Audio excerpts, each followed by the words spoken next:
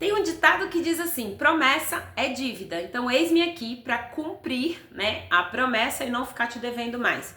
A minha história do café. Eu disse para vocês que o café sempre vai aparecer aqui, o chá foi uma outra evolução, mas o café sempre vai aparecer aqui nas nossas conversas. Meu nome é Luzia Dias, eu sou psicóloga clínica e eu tenho aqui uma história, eu quero compartilhar com vocês, uma história de vida, de jornada.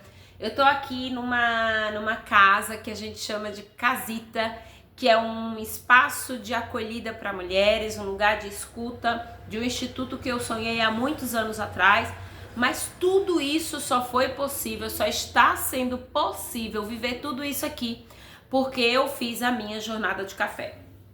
Como eu disse a vocês, eu sou psicóloga clínica e ainda na faculdade eu percebi que eu tinha uma história com o meu pai que não tinha sido muito resolvida, né? Então lá pelo quarto semestre, quando a gente começa a estudar profundamente a teoria da sexualidade, segundo Freud, a gente vai se deparar com muitas coisas que a gente viveu com o pai, com a mãe, e que às vezes elas não ficaram muito bem resolvidas. E eu descobri uma história minha com o café, com o meu pai. Bom, eu sou míope, acho que desde nascença, né? Acho que é isso. Eu sou míope desde nascença. E eu fui pra escola quando eu tinha 7 anos, só que meu irmão já estava na escola há 1 ano, meu irmão mais velho. Só que eu sempre fui a mais robusta da família, assim, a mais grandinha. E quando eu cheguei na escola, a gente tá falando de alguns anos atrás, tá, gente? Eu fui avaliada não pela minha competência, mas pela minha estatura. Como eu era grande, meu irmão mais velho era mais baixinho do que eu e até hoje falaram, ele estava na 2ª série, aí falaram assim, não, ela tem que ir para a 2ª série, ela é da altura das crianças da 2ª série, enfim. E eu não estava alfabetizada, porque naquela época, né, há muitos anos atrás, naquela época, as crianças não iam para creche, não fazia pré-escolinha, apesar de ter, mas a gente também não tinha condições de fazer essa jornada, meus pais trabalhavam muito. E aí a gente ficava com um, ficava com o outro, meu pai pagava as meninas para ficar em casa com a gente, enfim, né? Minha mãe sempre trabalhou. E aí eu não tive vamos dizer assim, um preparatório para ir para a escola. Então eu já cheguei na 2ª série, onde as pessoas já sabiam, os outros alunos já sabiam. É o B com A, o A, algumas letras e tal. Então vamos que vamos, 2ª série. Só que como eu não estava alfabetizada, eu tinha o problema da miopia ainda não diagnosticada. Então eu ficava em sala de aula meio que assim, né? Tentando enxergar. E aí eu tinha uma outra colega que era míope, então eu via ela fazendo aquilo e escrevendo e eu falava pra ela, olha, dita pra mim, né? Que eu não tava conseguindo ver. E aí ela ditava pra mim o que ela conseguia enxergar. E vocês sabem que deu ruim, porque nem tudo que ela enxergava era o que estava escrito na lousa e a gente escrevia aquilo. Enfim, então eu tive bastante dificuldade. Para aumentar um pouquinho a minha dificuldade, a minha professora chamava-se Maria Luzia, né? Ela faleceu recentemente, hoje eu moro aqui na mesma cidade que ela, então tentei visitá-la, mas não consegui, ela já estava bem debilitada. E a minha professora, Maria Luzia, ela era muito rígida. Quem conheceu a Maria Luzia sabia que ela era muito rígida. E aí ela olhava para nós e falava assim, vocês estão conversando, vocês estão de cochicho. Não, ela estava ditando para mim porque eu não estava conseguindo enxergar.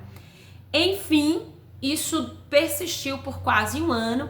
E quando chegou na época aqui dos estágios dos alunos que faziam magistério, o meu estagiário diagnosticou. E aí veio a minha diretora, que é viva até hoje, conheço, ela virou e fez o testezinho na lousa e viu que realmente eu precisava usar óculos. Bom, vocês sabem que agora que começa a jornada do café, né? Abençoado café. O meu pai me levou para a cidade mais próxima, né, que era Paulo Afonso, para fazer o exame de vista, né? E aí quando chegou lá, ele recebeu uma bela e linda bronca do oftalmo, porque o meu pai era míope, a minha avó, ela também tinha dificuldade visual. Eu já tinha, nessa época, eu já tinha acho que uma tia cega E hoje eu tenho 3 tias, né? E uma é diagnosticada com glaucoma, faz tratamento e tudo. Então, assim, tinha uma família com bastante dificuldade visual. E o meu pai, até então, né, não tinha levado nenhum dos filhos dele para fazer exame de vista, até porque toda circunstância, né, de vida não favorecia. Enfim, o médico brigou com ele, aí meu pai muito chateado, e meu pai falava para mim que eu era a filha que dava trabalho. Eu era a filha mais peralta mesmo, né? Quando se juntava eu mais meus 2 irmãos, então realmente o trupé era grande, né? Mas enfim, meu pai saiu do exame muito chateado porque meu pai gastou muito dinheiro. Gente, se é caro fazer um exame de vista de um filho hoje, né? Nem fala mais exame de vista, fala consulta ao oftalmologista, né? Se era caro, né? Se hoje já não é tão acessível, mas se era caro naquela época, né? Imagine o óculos, imagine... E meus óculos eram de vidro ainda, gente, lente de vidro, então pensa como foi para adaptar. Mas enfim, e aí quando a gente saiu, a gente foi para um quiosquezinho e o meu pai comprou lá um café com leite e um lanche. E o café com leite veio naquele copo americano, bem cheio, e o copo americano você já tinha que pegar, né, no copo, né, já tinha um desconforto térmico na mão, pegar no copo e tomar. E eu não tinha o hábito de tomar café, né, no copo, assim, tomando café de plástico, né, café de plástico, copo de plástico, xícara de plástico de alça, né. Então você não tinha essa, né, habilidade de fazer isso, né, que muitas donas de casa faz hoje, né, pega em panela e tudo, vai adquirindo, né, sensibilidade, resistência até. E eu não tinha. E aí eu fiquei meio que esperando o café esfriar, falei pro meu pai, tá quente? Ele, café é quente mesmo, toma. E aí chegou um determinado momento, né, que o ônibus chegou. Era a antiga Via Azul aqui ainda, né? O ônibus chegou pra gente já ir embora. Eu não tinha tomado café, o café tava quente. E meu pai virou e falou assim, engole esse café. E aí, lógico, né, entre meu pai falar engole o café, eu entender, então, toda aquela questão da comunicação, eu peguei o copo de café e eu virei todo. Eu bebi o copo de café quente. E vocês sabem o que aconteceu. Eu fiquei alguns dias sem conseguir comer, porque o café realmente estava muito quente. E aí, assim, foi um desconforto muito grande pra mim. Mas eu não falei nada pro meu pai. Quando eu cheguei aqui, eu mostrei pra minha mãe. A minha língua estava queimada. E se a minha língua estava queimada, então imagine, né, o resto. Então eu fiquei um tempo sofrendo de dores do estômago, eu não entendia por quê, porque depois daquilo dali eu comecei a sentir dores do estômago. E lá na faculdade eu fiz um curso coach, e no curso o professor teve uma hora que ele falou assim, o veneno não é pra te matar, o veneno é pra tirar antídoto. E na hora eu falei assim, é isso, a virada de chave foi, eu preciso integrar o café, eu preciso integrar meu pai.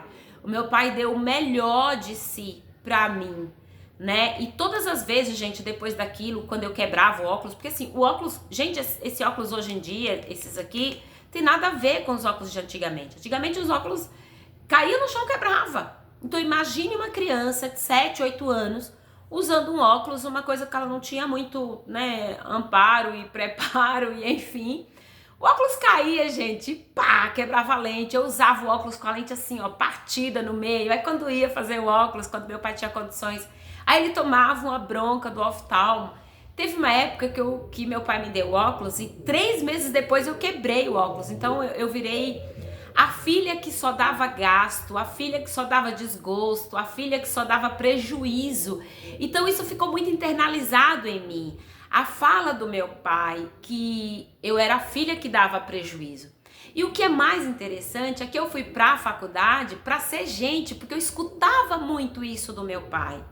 Então quando eu fiz o curso, né, coach, que foi lá para os 4, 5 meses na faculdade de psicologia, então eu estava vivendo a teoria de Freud e fui fazer o coach. E aí eu falei, cara, o meu grande trauma é esse, eu não sou uma filha que dá prejuízo. Eu vim para a faculdade para querer ser gente, mas eu já sou gente. Mas eu precisava integrar. E a forma de integrar, eu vi que naquele momento foi amando o café. E eu comecei a fazer a jornada do café. Então eu comecei a experimentar café, eu comecei a tomar café, não só porque era um alimento, mas degustar o café. E aí eu fui comprar bule, eu fui comprar café em grão, eu fui internalizar o café, eu fui entender como é que fazia café, café com filtro de papel, café com filtro de pano, café decantado, adoçado com açúcar mascavo, com mel, com canela, com óleo de coco, enfim. E eu fiz toda essa internalização. E o que é mais interessante, gente, era assim, ó. Toda vez que eu ia tomar café, eu falava pra mim, Luzia, você é abençoada. Você é próspera. Você é rica. Toda vez que eu ia tomar o café. Porque o que eu escutava do meu pai? Você é prejuízo. Você só me dá prejuízo. E eu associava tudo isso. Isso era um gatilho, isso era muito rápido. Eu associava tudo isso lá à escola. Você é burra.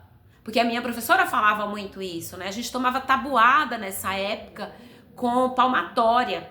Então, eu tomava tabuada com as crianças mais inteligentes.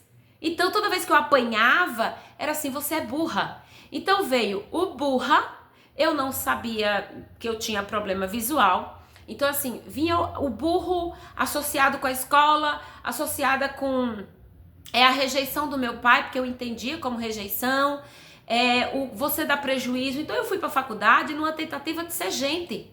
Só que lá na faculdade eu descobri, eu falei, não, eu já sou gente, eu sou abençoada. E eu me descobri na faculdade que eu sempre sonhei com aquilo. Então eu não estava indo para a faculdade por causa do meu pai, eu estava indo por mim, por causa da minha missão de vida, porque a psicologia me escolheu. E por diversas vezes eu fui questionada, por que você está fazendo psicologia? Por que você não vai fazer pedagogia, que você pode ajudar na igreja, que você pode contribuir na igreja? Eu falava, eu vou fazer psicologia porque eu não sei, mas eu amo. E hoje eu me vejo assim, neste lugar, nesta casa, eu me vejo acolhendo mulheres com traumas paternos, maternos, e como eu fiz a minha jornada. E aí recentemente eu fiz um curso, né? E a professora falou assim, que você estará curado de sua dor quando você falar da sua dor e você não chorar mais. E toda essa história que eu tô contando pra vocês, eu levei anos contando ela e chorando. E achando que eu era um prejuízo pro meu pai. E hoje eu vejo que eu sou uma mulher abençoada. E o meu pai também é um homem abençoado. Ele estava dando ali o melhor dele para aquele momento, para aquela circunstância, para aquela situação. Ele comprou aquele café para mim, para que eu me alimentasse. Só que lógico, né, dentro do desespero dele, de tudo que ele estava vivendo naquele momento, gastar todo aquele dinheiro, porque realmente, gente, era caro antigamente. Então tudo aquilo gerava em meu pai desespero, mas não era sobre a minha pessoa, não é sobre a filha do papai, não era sobre a filha do herói, era sobre toda uma circunstância que ele estava vivendo. Então, a partir do momento que eu fui internalizando aquilo e eu fui olhando, eu falei, é verdade. O meu pai deveria ser o herói que estava me levando para me salvar daquela situação da escola, de que eu não enxergava, então eu não conseguia ser uma boa aluna, eu não conseguia tirar uma nota boa, né? O meu pai estava me salvando. Mas em meio ao salvamento, alguma coisa aconteceu. Então, eu fui internalizando tudo aquilo, eu fui me perdoando, eu fui perdoando meu pai, né? E aí a minha jornada, eu tava na metade da faculdade, e aí foi ficando mais leve. E depois eu volto aqui para te contar como que foi a minha jornada do PIBIC, como foi que eu fiz PIBIC, como foi que eu fui para iniciação científica, como foi que eu fui indicada para fazer mestrado e como a jornada do café acabou fazendo sentido para outras coisas lá na frente. Mas depois eu volto aqui e te pago essa dívida que agora eu já tô adquirindo com você. Bom, você sabe que os vídeos aqui são sem corte, porque eu tô aqui de coração de peito aberto compartilhando com vocês a minha história. Eu espero que tudo tenha sido muito útil a você, tenha feito sentido. Se fez sentido, comenta aqui embaixo. Perde a vergonha externa, traz para o mundo de fora, sabe? Coloque aqui, você tem algum trauma com teu pai? Você conseguiu internalizar? É o que a gente faz aqui no Instituto Mulheres Plenas. Mas enfim, depois eu volto e conto essa outra história, essa outra parte. Um brinde com o abençoado café. Que Deus abençoe sua vida, que Deus abençoe a sua história. Fiquem na paz, fiquem com Deus. Hoje eu amo café e continuo amando meu pai.